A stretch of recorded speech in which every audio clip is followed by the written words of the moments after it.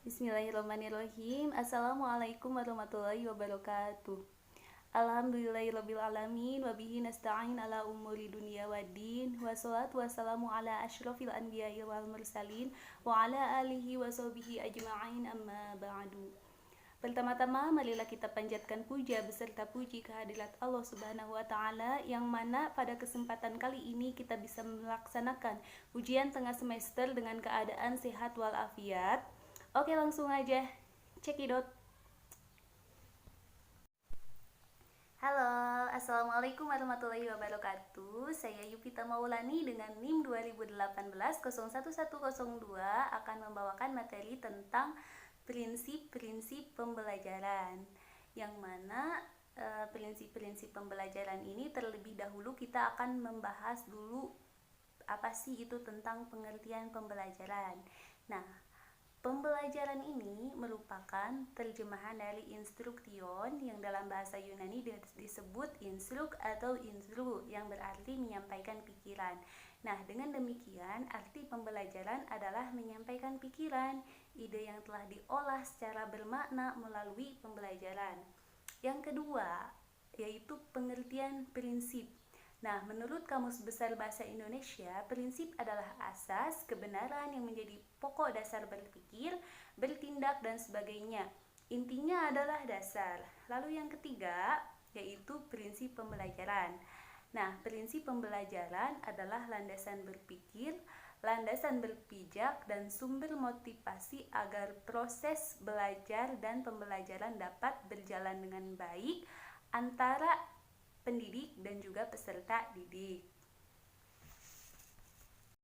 Selanjutnya, pembahasan prinsip-prinsip pembelajaran. Nah, di sini prinsip-prinsip pembelajaran terbagi menjadi 7 poin. Kita bahas satu-satu dulu ya. Yang pertama adalah prinsip perhatian dan motivasi. Nah, perhatian mempunyai peran penting dalam kegiatan pembelajaran. Perhatian terhadap pelajaran akan timbul pada peserta didik apabila bahan pelajaran itu sesuai kebutuhannya, sehingga termotivasi untuk mempelajari secara serius. Yang kedua, ada prinsip keaktifan belajar. Nah, keaktifan belajar merupakan tindakan dan perilaku peserta didik yang kompleks. Nah, kompleksitas belajar tersebut dapat dipandang dari dua subjek, yaitu dari pendidik dan peserta didik. Kemudian yang ketiga, prinsip keterlibatan langsung. Nah, dalam diri peserta didik terdapat kemungkinan dan potensi yang akan berkembang. Potensi yang dimiliki peserta didik berkembang ke arah tujuan yang baik dan optimal apabila diarahkan dan punya kesempatan untuk mengalaminya sendiri. Kemudian yang keempat, yaitu prinsip pengulangan. Pada teori psikologi asosiasi atau koneksiosisme, mengungkapkan belajar adalah pembentukan hubungan antara stimulus dan respon, dan pengulangan terhadap pengulangan-pengulangan tersebut dan memperbesar peluang timbulnya respon besar. Yang kelima adalah prinsip tantangan. Nah, teori medan atau field theory dari Kurt Lewin mengemukakan bahwa peserta didik dalam situasi belajar berada dalam suatu medan atau lapangan psikologis.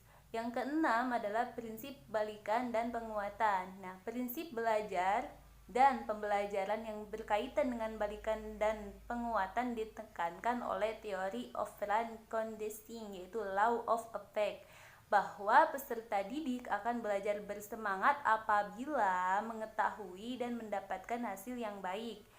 Yang ketujuh, ada prinsip perbedaan individual. Perbedaan individual harus menjadi perhatian bagi pendidik dalam mempersiapkan pembelajaran dalam kelasnya, karena perbedaan individual merupakan suatu prinsip dalam pembelajaran yang tidak boleh dikesampingkan demi keberhasilan dalam proses pembelajaran.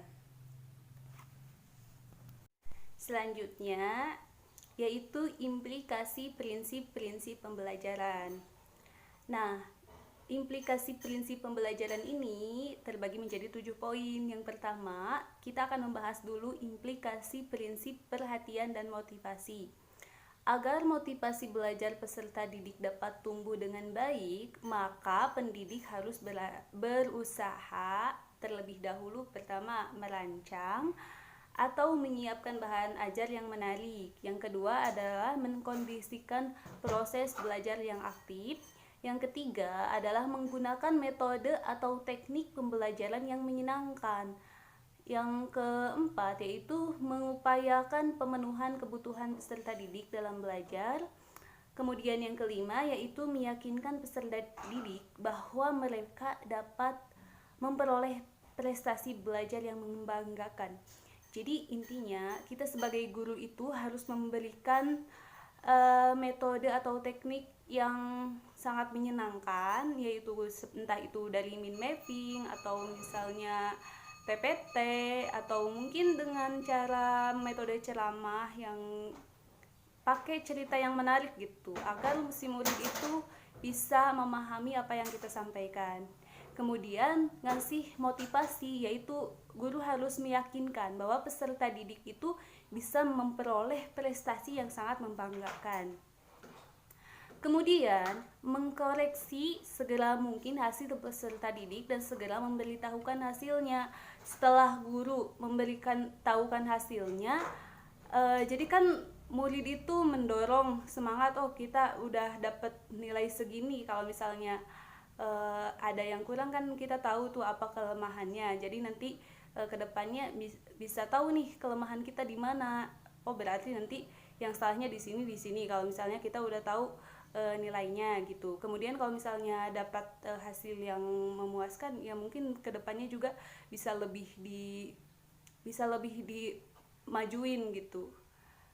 Terus selanjutnya yaitu memberitahu nilai dari pelajaran yang sedang pelajari dengan kehidupan sehari-hari. Misalnya tugas mandirinya nih kayak PR atau apa, dikasih tahu juga biar murid itu jadi tertantang gitu buat berprestasi gitu guys.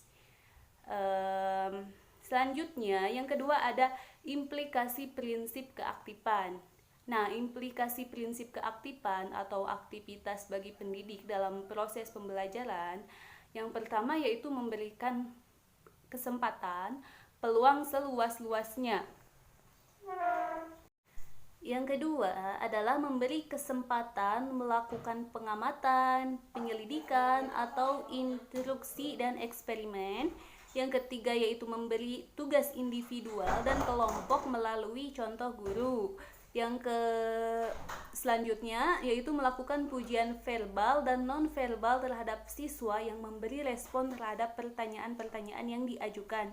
Jadi si murid itu perlulah untuk sekali-kali lah dipuji, jangan dibully mulu gitu ya kan. Maksudnya bukan dibully, tapi jangan dikasih tegang-tegang mulu gitu ya, kasihan.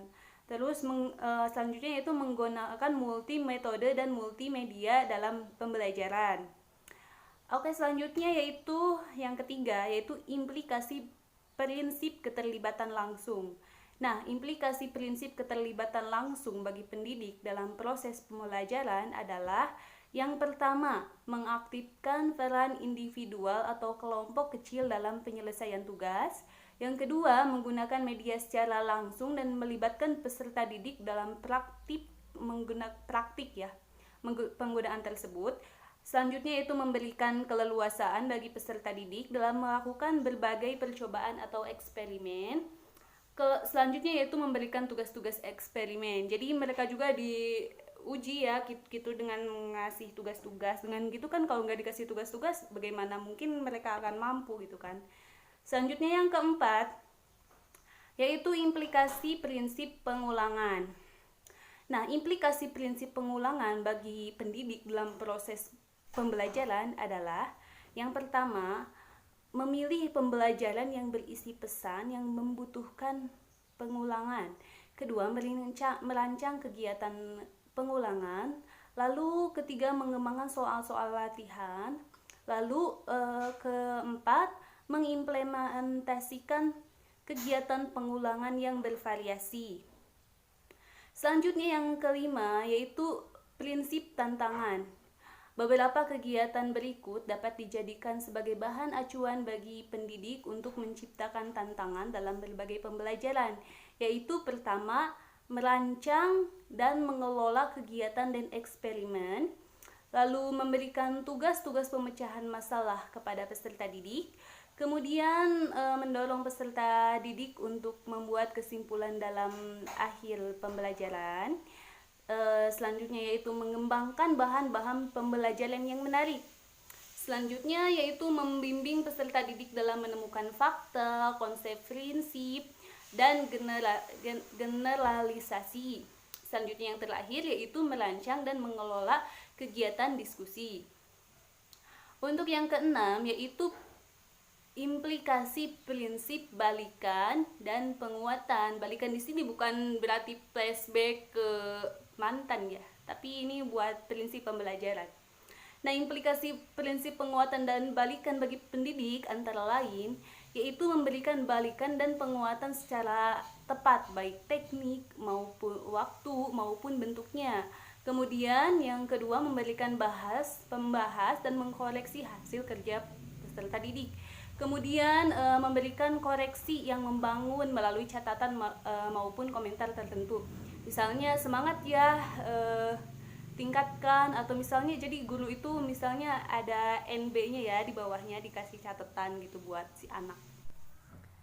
Baik, kita tarik aja kesimpulannya bahwa prinsip digunakan sebagai dasar dalam proses pembelajaran dalam upaya meningkatkan pelaksanaan pembelajaran. Prinsip-prinsip yaitu perhatian dan motivasi, keaktifan, keterlibatan langsung, penggulangan tantangan, serta perbedaan individu.